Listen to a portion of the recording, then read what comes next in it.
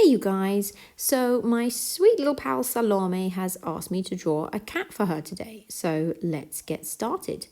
Now I'm going to be using my iPad for this and I'll be using Procreate, but you guys could just follow along with a pencil and a piece of paper. There is no need to have any kind of technology available for this. So the first thing I've done is a sort of big U shape for my cat. It's more narrow at the top and wider at the bottom.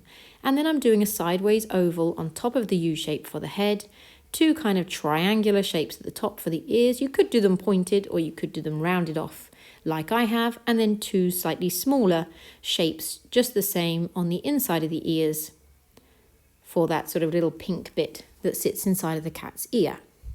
Now I'm not continuing the line between those sides of the oval so that it just looks like it's all one piece there. I have left that bit open.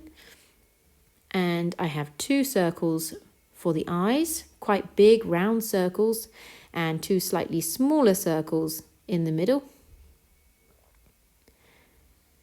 I'm also going to add just a little sort of oval shape inside each one of those inner circles, and that will be the light that is hitting the cat's eyes. Now we have a triangle and two little lines coming down from the triangle, sloping off to the left and right, and you can either leave those little lines straight or you can curl them up a bit on either side.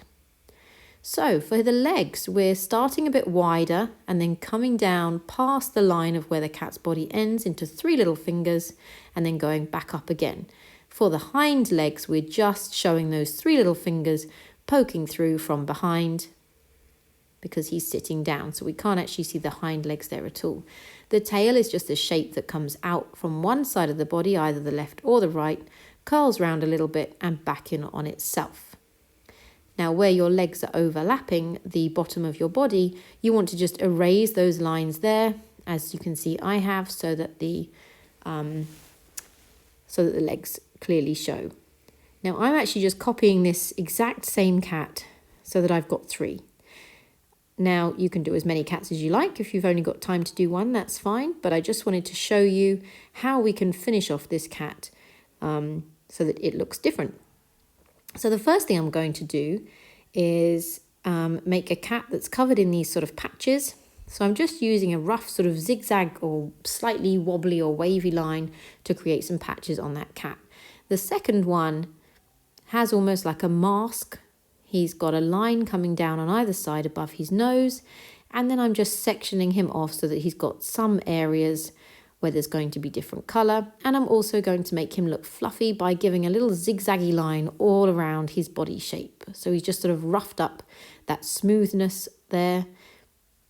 And the last one, I'm going to make a sort of a tabby cat. And he's got these little squiggly lines that are just coming in from the outside and from underneath the eyes. You start wide and then just squiggle smaller and smaller and smaller until you get to the end.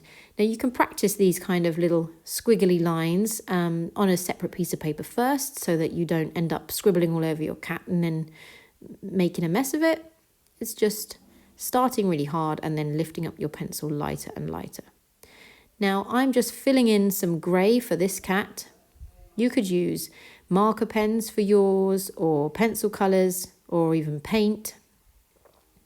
And I'm choosing some different shades of kind of pinkish peach for the insides of the ears. The middle part of the eye needs to be black. That's the big pupil in the middle of his eyes. And you can choose any colour you like for the iris around there. Cats typically have a wide range of eye colours like we do, so you could go with green, blue, hazel, brown. I think both of my cats have green eyes actually.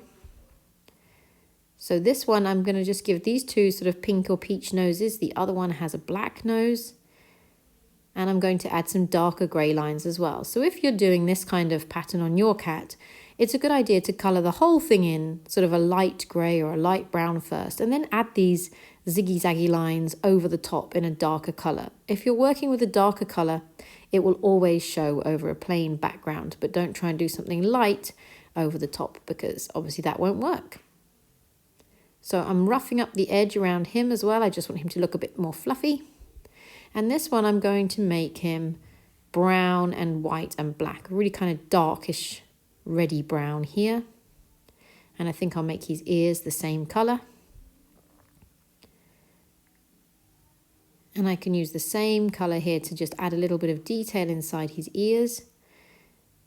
And then I'm going to use like a really dark charcoaly grey and just giving some extra little tufty bits of hair there. Same colour for his tail, and I'm going to leave the rest of him white. And for the last one, I think I will add some black maybe, or a very, very dark grey. Yeah, I'll do black for this, and also kind of a gingery colour, sort of an orangey brown. So here are the three of them all finished. You can choose any colours you like for yours. And if you like this video, why not try out my how to draw an LOL doll video, or I have this super cool drippy rainbow quick draw.